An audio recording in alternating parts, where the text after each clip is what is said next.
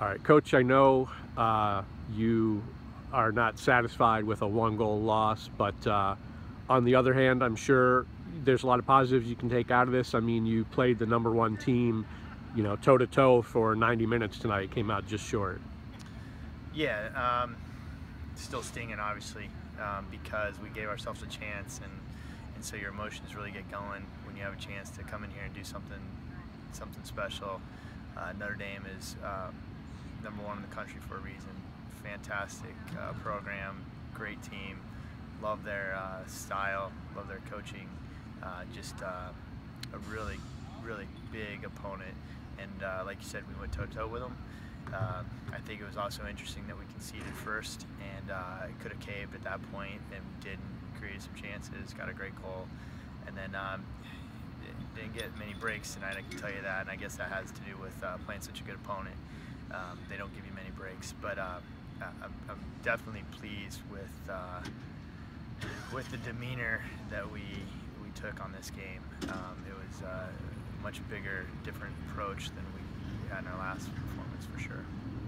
And this was your second road game against the top 10 team in a week, and it felt like you mentioned, you did concede first, but it just felt like your team was a lot more dangerous tonight. I mean, even though Notre Dame got that first goal, there were some chances in the first half, and then Keaton flicks the ball on to Chris, who finishes his chance early in the second half, and you're tied and you're playing with them. I mean, does it feel like it's probably hard since this one just ended, but do you feel like you're progressing, or like that's what you saw tonight, that's what your team can be, or this program can be? Yeah, I think so. I guess if you're comparing it to the Michigan State game, yeah, I do feel like maybe we certainly conceded some possession tonight, and they were getting a lot of corners and so on and so forth. But we defended those well. They're dangerous on those, by the way. We defended them well. And I did feel that we had a better plan coming out.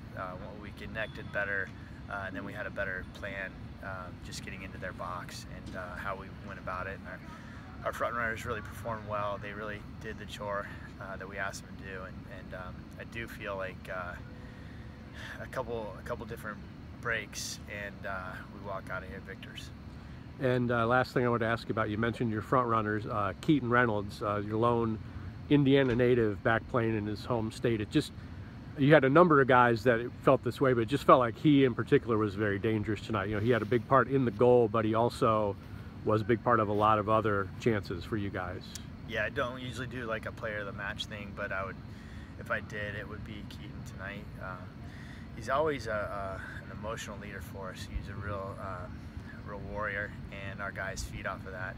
But today he took that and really applied it to his soccer, and he gave them fits. He got our guys going, and they couldn't handle him tonight, and created a goal. I thought he was going to create another one. He just kept going and going, and hopefully we'll build off of that. And then last thing, doesn't get any easier, and I don't think you would have it any other way, but you're going to have your 4th game in 10 days. It'll be your 3rd road game against the nationally ranked team. You go to Ohio State Friday, and obviously that's kind of a big, in-state game. Just, I guess, talk about what you look to do in the next couple days, and then Friday as you head down to Columbus. I mean, you said it. If we're going to, we want to play now. I mean, legs are a little bit tired, but that group on that bus is ready to get after it. They're chomping at the bit just to keep going.